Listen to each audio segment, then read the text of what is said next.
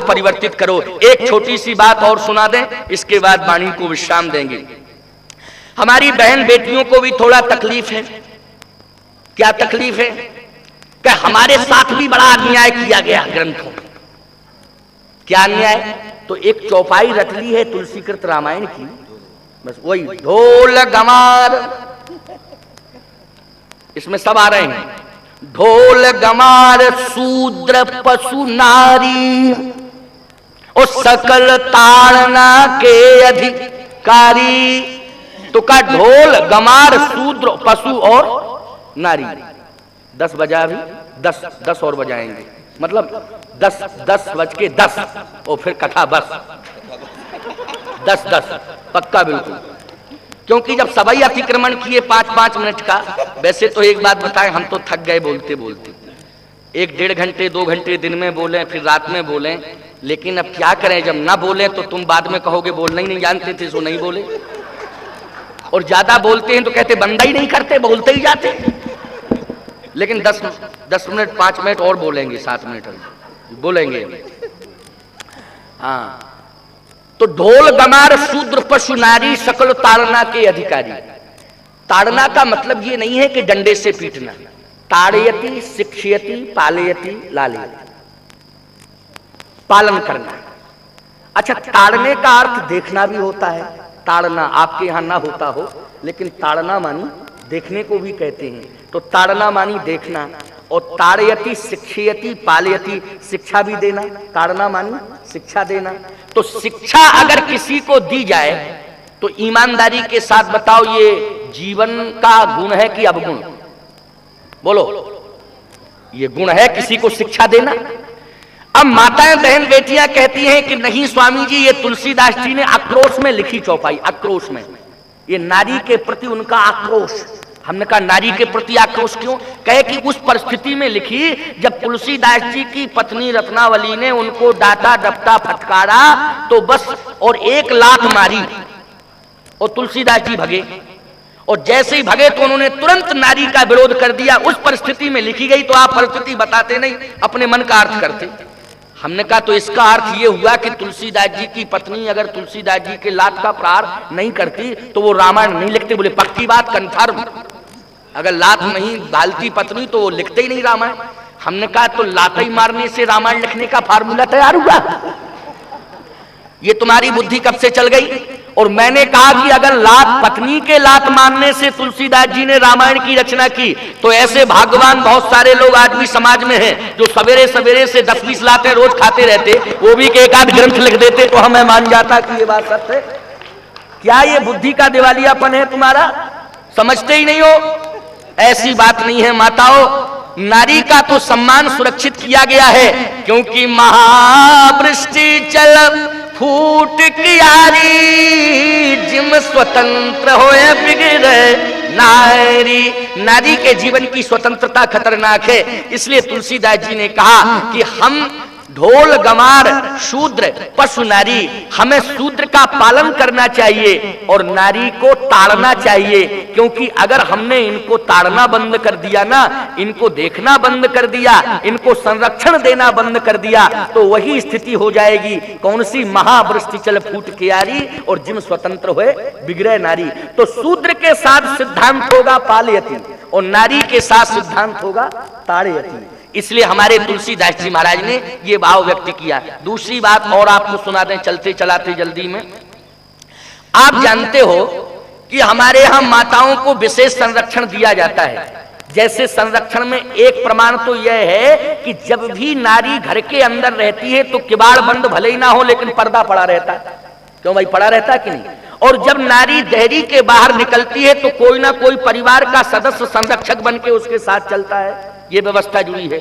और तीसरी बात यह है कि नारी घूंघट मानी सिर को ढक के चलती है, ये मर्यादा है। इसका मतलब ये नहीं रूढ़ी परंपरा। अच्छा, हम लोग भी सिर को ढके हैं तो रूढ़ी है क्या? बोलो। जब गुरुद्वारे में वो आए थे, हमारे कौन आए थे, वो मंगल सिंह जी ज्ञानी जी आए थे, तो वो तो इतना बड़ा साफा बांधे थे, और जब भी आप गुरुद्वारे में प्रवेश करोगे तो सिर पे कुछ रखना पड़ेगा, नहीं घुसने नहीं देंगे वो। समझ रहे हो कि नहीं? इसी प्रकार से जब भी आप यज्ञ मंडप में ये यज्ञ विद्वान जितने बैठे हैं सिर के ऊपर कुछ ना कुछ रख लेते हैं पूजन के समय में, ये परंपरा है। और पुराने समय में साफा बांधा जाता था और टोपी की परंपरा थी, टोपी की। लेकिन अब तो सब खत्म ही हो गया खेल, ना टोपी ना साफा। अच्छा, इनके सिर पर जरूर वस्त्र रहता था, लेकिन अब उल्टा पल्लू, इधर से पहले इधर से, अब इधर से हो गया, मानी पीछे सिर खुला। और परंपरा ये थी कि नारी का कभी भी केस खुला हुआ नहीं होना चाहिए। बड़ी शिक्षाप्रद बात है, सुन लो ध्यान से। नारी का सिर खुला हुआ नहीं होना चाहिए था, नारी का बाल खुला हुआ नहीं होता है, नारी के केस हमेशा बंधे हुए होते हैं। और याद रखना, जिस दिन समाज में नारी का केस खुल जाता है उसी दिन महाभारत हो जाता है, उसी दिन महाभारत हो जाता है। नारी का सिर बंधा हुआ, जूड़ा बंधा हुआ होना चाहिए, लेकिन आज सिर खुला है, केस खुले हुए हैं। और उसमें भी नारी को हमेशा इस बात का ध्यान रखना चाहिए कि चोटी रखे तो एक रखे, कृष्ण शीश जटा एक बैनी, एक चोटी। लेकिन अब दो दो चोटियां, और वो भी खुली चोटियां। और जब सड़क पर चलती हैं तो ऐसे चोटियां फहराती हैं जैसे लाल किले पे मनमोहन सिंह तिरंगा झंडा फहरा रहे हो। ये स्थिति है समाज में।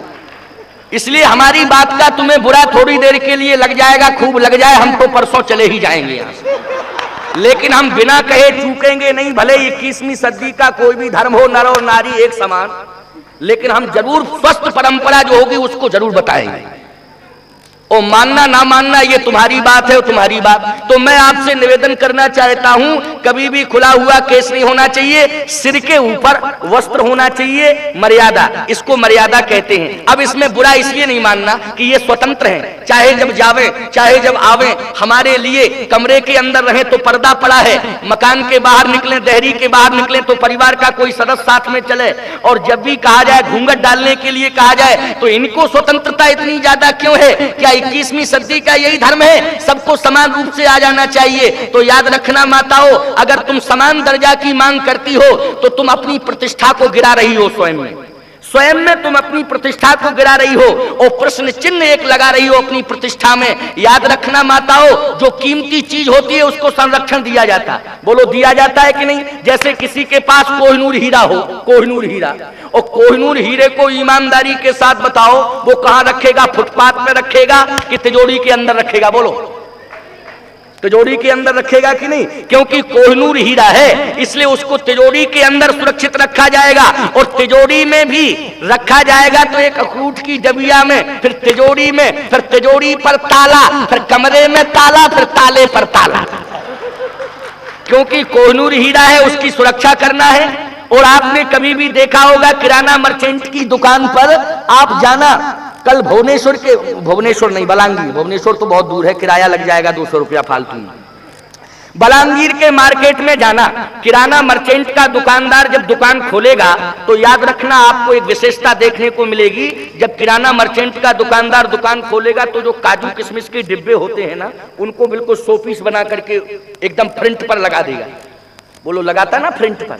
लेकिन जब दुकान बंद करता है तो वो काजू किशमिश के जो डिब्बे होते हैं जो फ्रंट पर लगे हैं उनको वो अंदर रख देता है, रख देता कि नहीं जब दुकान बंद करता। लेकिन एक एक कुंटल के नमक के बोरे अंदर रखता कि बाहर ही पड़े रहते? बाहर ही रहते ना, थप्पी पर थप्पी लगे, देखो मार्केट में नमक के बोरे कोई अंदर नहीं रखता। तो आपको बुरा इसलिए नहीं मानना है, जो कीमती चीज होती है उसको संरक्षण दिया जाता है। अब आप कहो कि ये सब स्वतंत्र क्यों है, तो तुम तो कीमती रत्न हो, इसलिए तुम्हें पर्दे के अंदर रखा जाता। ये तो एक एक कुंटल के नमक के बोरे हैं, चाहे जहां पड़े रहे, इन्हें कोई माई का लाल उठाने वाला नहीं है, चाहे जहां मैदान में पड़े रहे, इसलिए इनके बारे में सोचने की कोई आवश्यकता नहीं है। आवश्यकता तुम्हारे बारे में है सोचने की। इसलिए 21वीं सदी का ये भी एक धर्म है, नोट करो हमारी बात को। और दूसरी बात मैं कहना चाहता हूं, माताओं, बहन, बेटियों, तुम्हारी इसलिए समाज में कीमत है। कौन जानता है नारी के गर्भ में कपिल करानी जैसे विद्वान सो रहे हों? कौन जानता है नारी के गर्भ में दादू कबीर जैसे संत सो रहे हों? कौन जानता है नारी के गर्भ में महाराणा प्रताप, छत्रपति शिवाजी सो रहे हों? कौन जानता है नारी के गर्भ में चंद्रशेखर आजाद, सरदार भगत सिंह सो रहे हों? इसलिए देश की कीमती रत्न है हमारे देश की नारी, इसलिए ताड़यति, इसके साथ लागू होगा ये सिद्धांत। संरक्षित होकर के तुम्हें रहना पड़ेगा, मर्यादा के अंदर तुम्हें रहना पड़ेगा। भले ही जमाना कितना ही क्यों ना बदल जाए, लेकिन फिर भी तुम्हें अपनी मर्यादाओं को नहीं छोड़ना है, मर्यादा के अंदर रहना है। और आप सबसे हमारी यही प्रार्थना है कि जीवन में किसी से भी, जो हमारे स्वामी जी संदेश दे रहे थे कि द्वेष हटा दो, द्वेष तुम्हें हटाना है। और जिस दिन तुम्हारा अंतर मन का द्वेष मिट जाएगा, जाति का द्वेष मिट जाएगा और छोटपन और बड़प्पन का दोष मिट जाएगा, उस दिन निश्चित रूप से हम लोग एक हो जाएंगे। और जब एक होंगे तो राम राज्य आएगा। राम राज्य का जो अर्थ किया गया वो बहुत बढ़िया अर्थ था, इससे बढ़िया अर्थ नहीं हो सकता है। जो स्वामी कल्याणदास जी महाराज ने कहा, राम राज्य मानी सिंहासन पर नहीं बिठालना, यहाँ बुला के राम जी को, राम जी के आदर्श को हम मान लें, वही राम राज्य हो जाएगा।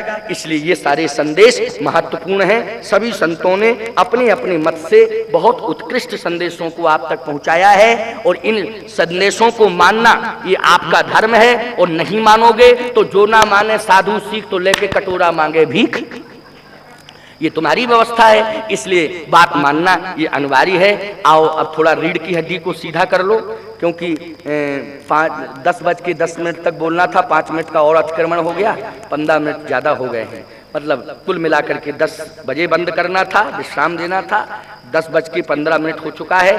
खैर कोई बात नहीं है, ये तो अपना कार्यक्रम है, अपनी धर्म सभा है। इसलिए अच्छे विचार जब सुनने को मिल रहे हैं तो रात्रि हमारी, फायदा क्या है कि हम जल्दी बंद कर दें और तुम घर में जाके फिल्म देखो, इससे अच्छा कथा ही सुनो बैठ के आराम से, है ना। हम लोग तो विश्राम करेंगे, कन्फर्म है बात, लेकिन तुम 2 बजे तक चित्रहार देखोगे, है नहीं। देखो तो दुर्भाग्य की बात यह है, और कुछ लोग तो ऐसे विचित्र होते, हमने अपना घर द्वार छोड़ा और बलांगीर आ गए, और यहाँ के लोग चित्रहार नहीं देख पा रहे, चित्रहार नहीं छोड़ पा रहे हैं, चित्रहार छोड़ करके, घर द्वार छोड़ करके यहाँ तक नहीं आ पा रहे हैं। लेकिन समस्या तो ये है कि यहाँ इतने लोग आ गए, बैठा लेंगे कहाँ, इसलिए उनको बाहर ही रहने, वो अपने घर ही में रहे। तो सबसे बड़ी बात तो ये है, भगवान की बहुत बड़ी कृपा, आप चित्रहार का ध्यान, चित्रहार पर ध्यान न रखें, कहीं चित्रहार से आपका चरित्रहार ना हो जाए, इसलिए चरित्र ना हार जाएं आप, इसलिए चरित्र का विशेष ध्यान रखा जाए। आओ जरा रीढ़ की हड्डी को सीधा कर लो और भगवान के नाम का कीर्तन करो।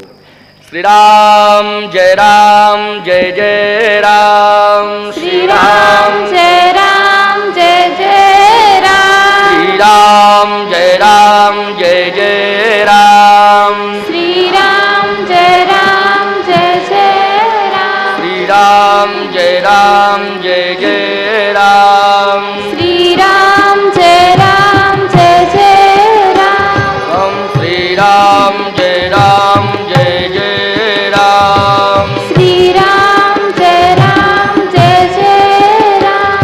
धर्म की जय हो, अधर्म का नाश हो, प्राणियों में सद्भावना हो, विश्व का कल्याण हो, गौ माता की जय हो, गौ हत्या, बंद हो। हर हर महादेव।